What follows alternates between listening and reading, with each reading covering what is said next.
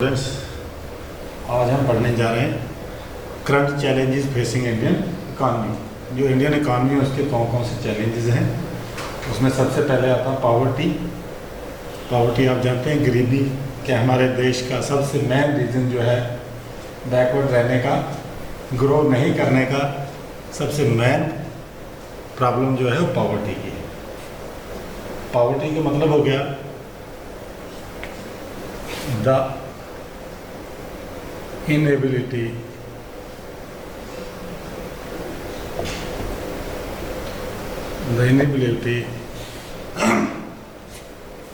to fulfill the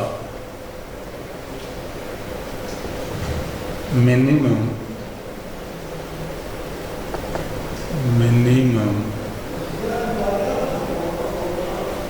requirements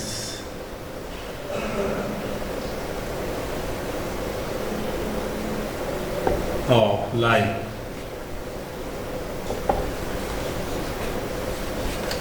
कि जो life जीने के लिए हमें मिनिमम कम से कम जो ज़रूरतें हैं हमारी, उनको भी अगर हम पूरा नहीं कर सकते हैं तो हम कहेंगे कि वो गरीब है, कि उसको हम कहेंगे पावर्टी। कोई भी जो इस चीज़ को फुलफिल नहीं करेगा तो मिनिमम नीड्स हमारी क्या है। नंबर 1 आ गया फूड, नंबर 2 आ गया क्लॉथिंग, नंबर 3 आ गया शेल्टर। यानी ऐसी जो एसेंशियल आइटम्स है जिनको हम पूरा नहीं कर सकते हैं उसको बोलेंगे गरीब आदमी, कि ये अपना खाना खुद अर्न नहीं कर सकता है, कपड़े अपने लिए खरीद नहीं सकता है, अपने लिए कोई घर नहीं बना सकता, जिसके पास घर नहीं है उसको रखेंगे पावर्टी की कैटेगरी। और भी इसके रीज़न हैं जैसे एजुकेशन,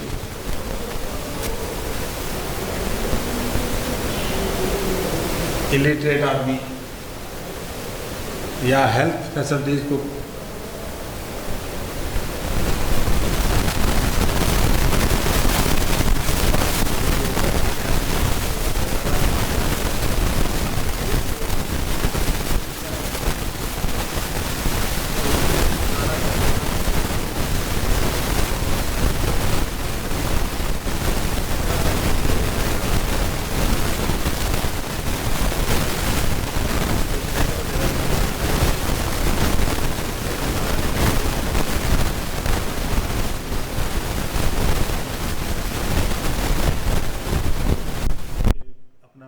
करना बहुत मुश्किल है, क्योंकि आज की डेट में जो टेक्नोलॉजी हाई हो गई कि लेबर क्लास के लिए भी पढ़े लिखे होना बहुत ज़रूरी है। उसके बाद है हेल्थ, सबसे जो मेन पार्ट है कि गरीब आदमी जिसके पास खाने पीने के लिए कुछ नहीं, उसकी हेल्थ भी इतनी अच्छी नहीं होती है जिससे वो काम नहीं कर सकता है, तो उसकी लाइफ में बहुत सारे उसको स्ट्रगल करने पड़ती, दुख झेलना पड़ता है, पीड़ा झेलनी पड़ती है। तो ये सबसे मेन रीज़न है, हमारी एक चैलेंज है हमारी इकॉनमी में कि जब से हमारी जो एक तो इसका रीज़न हम आगे आगे पढ़ेंगे कि रीज़न क्या है, काजेज़ क्या हैं इसके, लेकिन इंडिपेंडेंस के वक्त भी जो पूरा हमारा कंट्री जो गरीब था, कि लूटा हुआ देश था, कि अंग्रेज़ों ने इसमें यहाँ से सब कुछ लूट के चले गए थे। उसके बाद जो है इकनॉमिक प्लानिंग के through, planning commission of India जो एक डिपार्टमेंट अलग से था, उसकी प्लानिंग की वजह से हमारी इकॉनमी ने ग्रो किया, लेकिन उस ग्रो के साथ साथ जो ग्रोथ हुई ऑलराउंड डेवलपमेंट नहीं हुई, उसमें बहुत सारे गरीब जो हैं फिर भी वो गरीब रह गए। तो ये एक जो सबसे बड़ा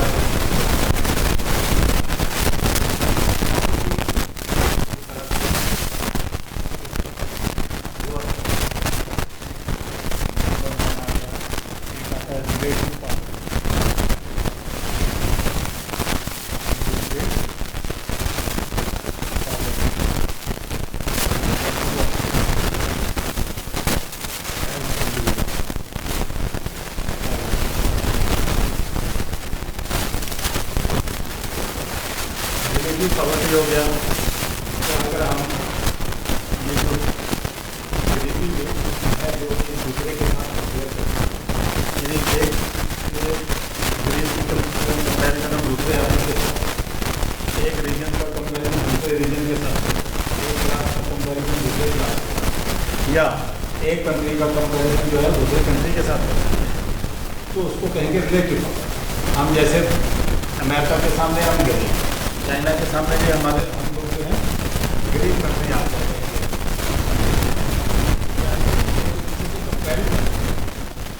हम बोलते हैं कि गांव में 100 आदमी रहते हैं कि सबकी जो पर कैपिटा इनकम है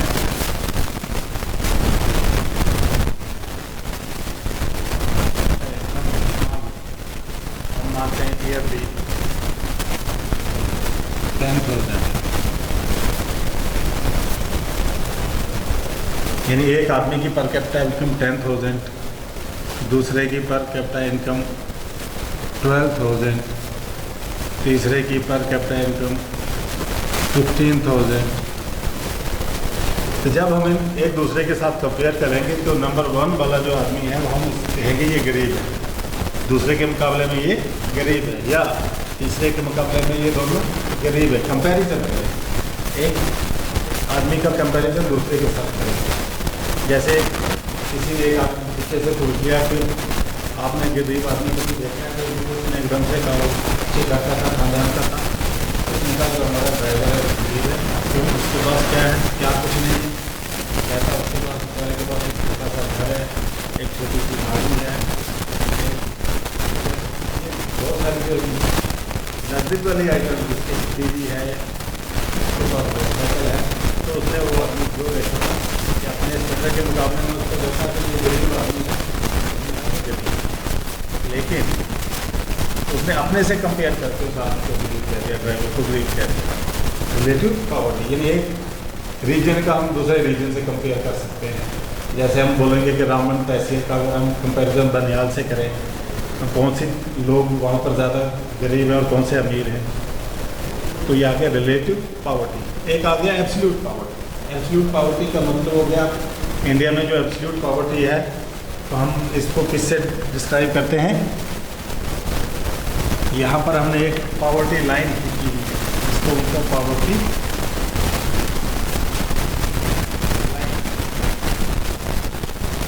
पॉवर्टी लाइन के लिए हमने ये एक लाइन खींच दी है, ये आ गया पॉवर्टी लाइन। इससे नीचे वाले लोग आगे पुअर और इससे ऊपर वाले आगे नॉट पुअर। रिच भी नहीं बोलेंगे, एबोव पॉवर्टी लाइन बोलेंगे, एबोव पॉवर्टी लाइन। ये आ गया बिलो पॉवर्टी लाइन। तो हमारे देश में मिनिमम 30-40 करोड़ आदमी ऐसे हैं जो बिलो पॉवर्टी लाइन एग्जिस्ट करते हैं। हर बार जो हमारी हुकूमतें हैं शुरू से 10-15 साल तो पहले इन्होंने गरीबी रेखा का कोई हिसाब नहीं किया, लेकिन 1962 के बाद उन्होंने पॉवर्टी को डिस्क्राइब करने की कोशिश की, एक अलग से ग्रुप बनाया इनके लिए, यानी बहुत सारे प्रोग्राम भी जारी किए कि गरीब के सुधार के लिए कोई प्रोग्राम वगैरह बनाएंगे कि जिसकी वजह से हमारी जो गरीबी कम हो जाए। लेकिन गरीबी करने के कम होने के साथ साथ हमारी पॉपुलेशन भी बढ़ गई है, जिसकी वजह से हमारी गरीबी जो है वो भी बढ़ते चलेगी। यानी बहुत सारे प्रोग्राम जो हैं इंडिया गवर्नमेंट ने बनाए, बहुत सारे लोगों ने उसका फ़ायदा भी उठाया। आज की डेट में भी कहते हैं कि कम से कम बहुत सारे लोग जो डेली इस पॉवर्टी लाइन से ऊपर अपने आप को शिफ्ट कर रहे हैं। तो पॉवर्टी कैसे दूर हो सकती है, गवर्नमेंट तो हेल्प कर रही है, लेकिन हम खुद भी कुछ ऐसे हमारा ऐसा सिस्टम है कि जो लोग काम नहीं करते हैं या काम नहीं भी मिलेगा भी तब भी नहीं करते, बहुत सारे लोग अपने लिविंग स्टैंडर्ड को बढ़ाने की कोशिश नहीं, हार्ड वर्कर नहीं है। हमने भी आदत डाल दी है कि गवर्नमेंट जो है कि वही खा रहे हैं, पर वही उसी से गुजारा कर रहे हैं। आज की डेट में भी हम देखेंगे कि बहुत इतनी पॉपुलेशन है, मुझे लगता है कोई 80% पॉपुलेशन तो हमारी जो है फ्री का राशन गवर्नमेंट से खा रहे हैं। जितना भी ये यानी सस्ते दामों पे राशन जो है गवर्नमेंट शॉप से मिल रहा है, तो जो फेयर प्राइस शॉप्स होते हैं या गवर्नमेंट डिपो चल रहे हैं आजकल, वहाँ से हम अपना गुजारा करते हैं। अपने आप को हम इतनी मेहनती नहीं हैं, इतनी हमारी गरीबी हमसे जो हमारा साथ नहीं पढ़ाएंगे इसमें कि भाई कौन कौन से काबिल हैं गरीबी।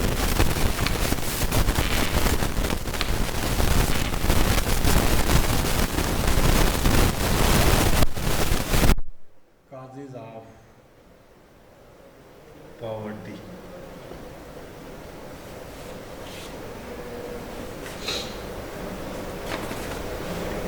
In India.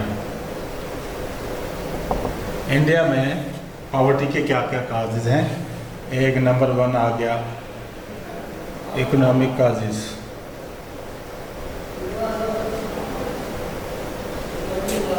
नंबर 2 आ गया सोशल काजेज। नंबर 3 आ गया political causes.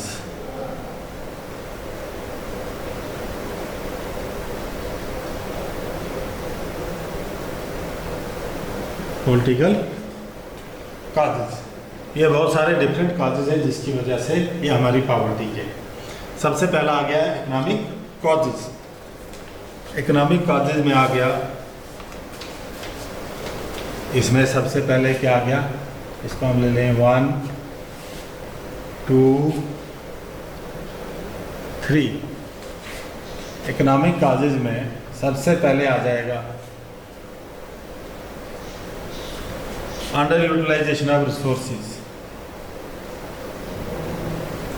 Utilisation of resources. Economic cause क्या है कि हमारे पास जितने भी रिसोर्सेज हैं उनको हम फुली यूटिलाइज नहीं कर रहे हैं, उनको अच्छी तरह से यूटिलाइज नहीं कर रहे हैं। जैसे हमारा आउटपुट बढ़ जाए, आउटपुट बढ़ जाएगा तो एम्प्लॉयमेंट बढ़ जाएगी, एम्प्लॉयमेंट बढ़ जाएगी तो हमारी जो इनकम बढ़ जाएगी, इनकम बढ़ जाएगी तो सारा जो ये गरीबी रेखा हर एक आदमी यानी जो जिसके पास काम नहीं उसको काम मिल जाएगा। जब काम बढ़ जाएगा, सब लोगों को जब काम मिलेगा तो ये गरीबी ऑटोमेटिकली कम हो जाएगी। लेकिन हमारे पास ऐसा सिस्टम नहीं कि हम पूरा जो रिसोर्सेज है उनको फुली यूटिलाइज कर रहे हैं, चाहे उसमें ह्यूमन रिसोर्सेज हो या रॉ मटेरियल हो, कोई भी रिसोर्सेज हो। सबसे ज़्यादा तो ह्यूमन रिसोर्सेज हमारे पास है, ज़्यादा पॉपुलेशन का मतलब ज़्यादा लोग काम करने वाले हैं। जितने ज़्यादा लोग काम करेंगे उतना फ़ायदा होना चाहिए। तो हमारी सरकारें जो है ह्यूमन रिसोर्सेज को सबसे ज़्यादा यानी उसको इस्तेमाल नहीं कर रही है।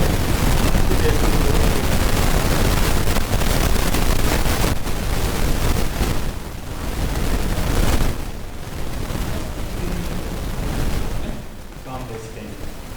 उसके बाद आ गया नंबर 2 प्रॉब्लम।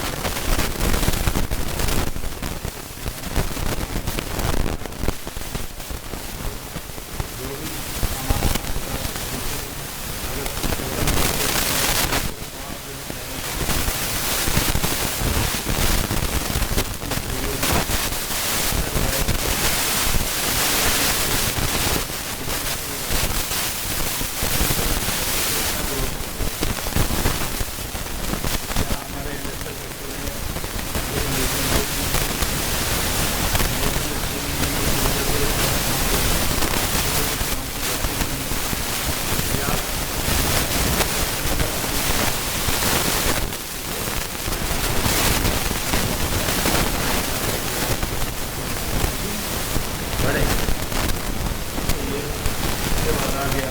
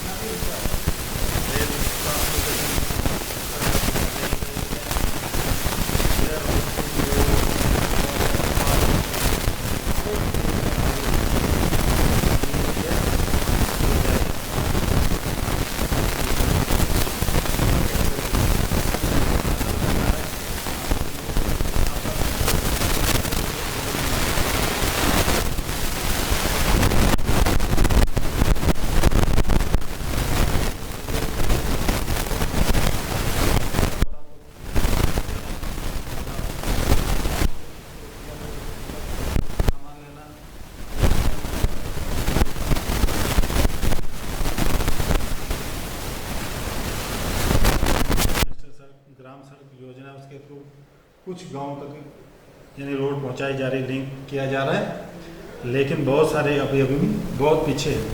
हमारी टापोग्राफी भी ऐसी है कि रोड बनाना उतना आसान भी नहीं है। यानी बैंकिंग सिस्टम भी हमारा इतना एडवांस नहीं है। वेयर हाउस में जहाँ पर हमारा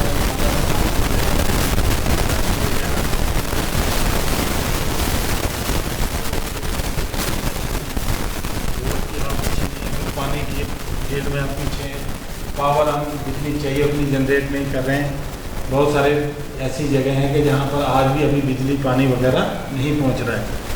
तो ये ऐसे सेक्टर्स हैं तो हमारे देश में इससे बाहर भाग नहीं रही, जा नहीं रही। उसके बाद आ गया नेक्स्ट, ये आ गया इकोनॉमिक पार्टी, आ गया सोशल।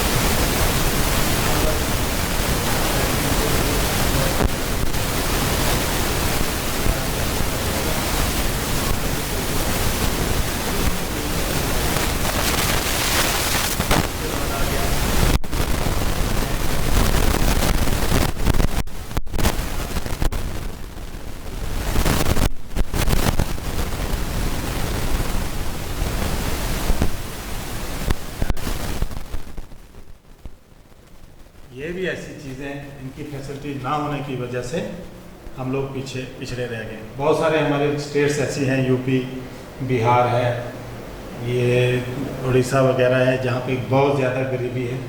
लोग आप देखते हैं कि बिहारी लोग जो हैं पूरी दुनिया में एक जगह से दूसरी जगह काम करने के लिए जाते हैं। आप जहाँ पर भी जाएंगे शहरों में, आपको बिहारी लोग मजदूरी का काम करने के लिए मिल जाएंगे। इसका मतलब है वहाँ पे जो है इतनी ज़्यादा पॉपुलेशन है कि उनको प्रॉपर ये सभी चीज़ें मुहैया नहीं की जा रही हैं। प्रॉपर उनकी एजुकेशन नहीं है, प्रॉपर उनकी हेल्थ केयर नहीं है। अगर एजुकेशन जब एक बार आदमी को मिल जाए, किसी को अवेयर कर दिया जाए कि ज़्यादा फैमिली, बड़ी फैमिली का नुकसान है, क्योंकि उसको पालना बहुत मुश्किल है, उसका खर्चे ज़्यादा है, उसको मीटअप करना बहुत मुश्किल है। तो आजकल तो हम देखते हैं कि बड़े बड़े अमीर आदमी जो हैं उनके यहाँ एक एक या दो दो बच्चे हैं, वो भी फिर भी बोलते हैं कि हमें बहुत मुश्किल है बच्चों को पालना। लेकिन गरीब आदमी जिसके पास कुछ रिसोर्स नहीं है, उसका एक रिसोर्स यही है कि बड़ी फैमिली है, उसको पालने में ही उसकी ज़िंदगी बीत जाती है, और उस हार्ड वर्क में ही, बच्चों को पालने में ही उसकी यहाँ तक के जो जान भी चली जाती है। हम देखते हैं कि बहुत सारे लोग फिर तंग आके सुसाइड वगैरह कर लेते हैं। तो ये वाला बहुत सारे काजेज़ हैं कि जिसकी वजह से हमारा देश जो है गरीब है। उसके बाद आ गया नेक्स्ट,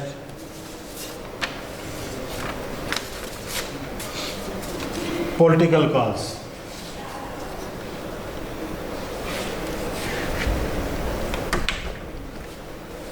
नंबर 3,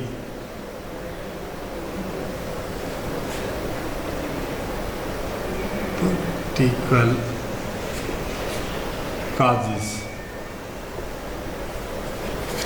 पॉलिटिकल काजेज़ क्या है? Number 1, exploitation by Britishers.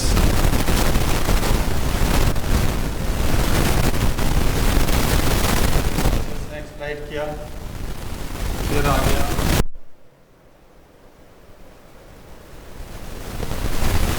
Political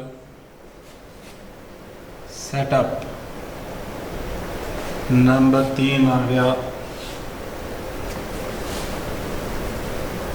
corruption and inefficiency of administration। सबसे पहले इकोनॉमिक काजेज पढ़ लिया हमने, फिर सोशल काजेज पढ़ लिया, अब लास्ट में आ गया पॉलिटिकल काजेज। पॉलिटिकल काजेज में सबसे पहला तो आपको मालूम है कि हमारे देश के गरीब होने का सबसे बड़ा रीज़न है एक्सप्लॉयटेशन बाय ब्रिटिशर्स। ये जो अंग्रेज़ों का राज 200 साल हमारे देश में रहा, यहाँ पर इन्होंने क्या किया कि पूरे रिसोर्सेज हमारे इंडिया से लेके अपने देश में ले जाते थे। मोस्टली अपना एक्सपोर्ट इंपोर्ट इंग्लैंड के साथ ही रखा है इन्होंने, यूरोप के साथ रखा कि सब रिसोर्सेज उन्होंने ले लिए। हमारे यहाँ पर ना हेल्थ, ना एजुकेशन, ना रोड्स, ना ट्रांसपोर्ट, ना बैंकिंग, किसी भी फील्ड में उन्होंने कोई काम डेवलपमेंट नहीं की।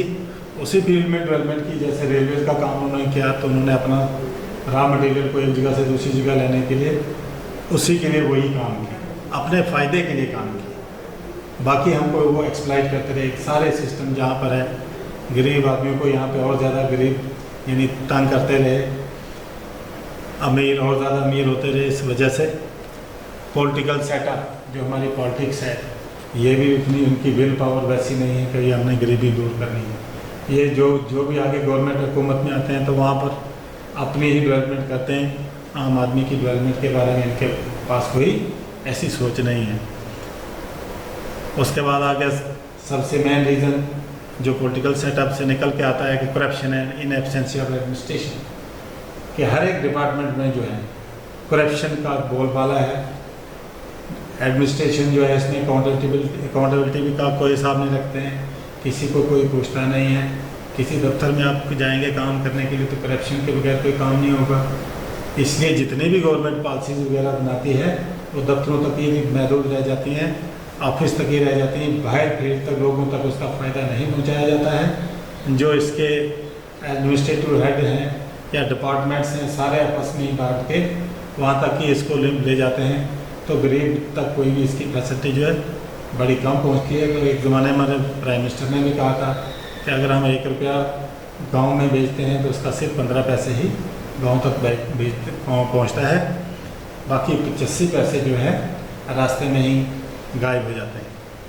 तो इसी की यही इतने बहुत सारे काजेज़ हैं जिनके वजह से हम जो है पिछड़े हुए हैं। हमारा देश जो है, यानी अगर गरीबी के हिसाब से गिनती करेंगे तो इंडिया मुझे लगता है बहुत यानी टॉपर में से आता है।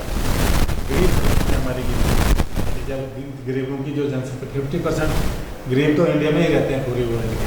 आप खुद को हिसाब लगा लेंगे कि हमारे जो जितने भी पड़ोसी देश हैं ये हमसे इनकी कंडीशन पर कैपिटा इनकम हमसे अच्छी है, लेकिन जब हमारी बात आती है पर कैपिटा इनकम की तो हम बहुत इस मसले में पिछड़े हैं, क्योंकि यहाँ पर इनकम गैप बहुत है।